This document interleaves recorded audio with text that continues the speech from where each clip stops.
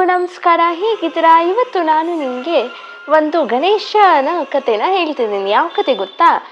ನಾವು ಗಣೇಶ ಚತುರ್ಥಿ ದಿನ ಚಂದ್ರನನ್ನು ನೋಡಲ್ಲ. ಆದರೆ ಯಾಕೆ ನೋಡಲ್ಲ ನಿಮಗೆ ಗೊತ್ತಾ? ನಾನು ದಕ್ಷಿತಾ ಯೂಟ್ಯೂಬಲ್ಲಿ ನನ್ನ ಯೂಟ್ಯೂಬ್ ಚಾನಲ್ನ ಸಬ್ಸ್ಕ್ರೈಬ್ ಮಾಡಿ. ಭಾದ್ರಪದ ಶುಕ್ಲದ ಚೌತಿಯಂದು ಗಣೇಶ ಒಬ್ಬ ಭಕ್ತನ ಮನೆಗೆ ಹೋಗಿ ಎಲ್ಲ ಥರದ ಸಿಹಿಗಳನ್ನು ತಿನ್ನುತ್ತಾನೆ.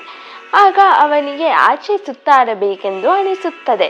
ಗಣೇಶನಿಗೆ ಹೊಟ್ಟೆ ತುಂಬಿರುತ್ತದೆ. ಆಗ ಗಣೇಶ ನಿಧಾನವಾಗಿ ನಡೆದುಕೊಂಡು ಬರುತ್ತಿರುತ್ತಾನೆ. ಆಗ ಅವನು ಬಿತ್ತು ಬಿರುತ್ತಾನೆ. ಅವನ ಹೊಟ್ಟೆಯಲ್ಲಿದ್ದ ಲಡ್ಡು, ಮೋದಕ ಎಲ್ಲವೂ ಆಚೆ ಬರುತ್ತದೆ. ಆಗ ಗಣೇಶ ಎಲ್ಲವನ್ನೂ ತುಂಬಿಕೊಂಡು ಯಾರೂ ನೋಡಿಲ್ಲ ಎಂದು ಅಂದುಕೊಳ್ಳುತ್ತಾನೆ. ಆದರೆ ಚಂದ್ರದೇವ ನೋಡಿರ್ತಾರೆ.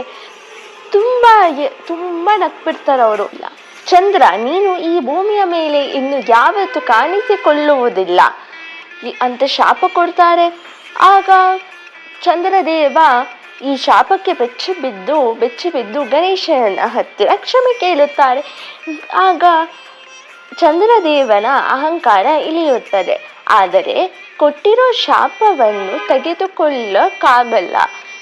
ಆಗ ಗಣೇಶ, ನೀನು 15 ದಿನಕ್ಕೆ ಒಂದು ಸಲ ಪೂರ್ಣವಾಗಿ ಕಾಣಿಸ್ತೀಯ, ದಿನೇ ನೀನು ಮರೆ ಆಗ್ತಾ ಹೋಗ್ತೀಯ, ಮತ್ತೆ 15 ದಿನಕ್ಕೊಂದ್ಸಲ ಪೂರ್ಣವಾಗಿ ಕಾಣಿಸ್ತೀಯ ಅಂತ ಹೇಳ್ತಾರೆ.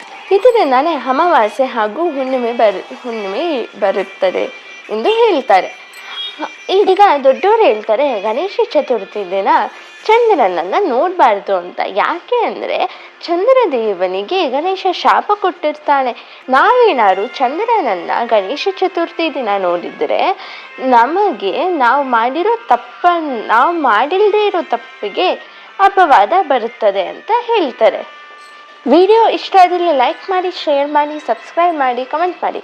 ನಮಸ್ಕಾರ.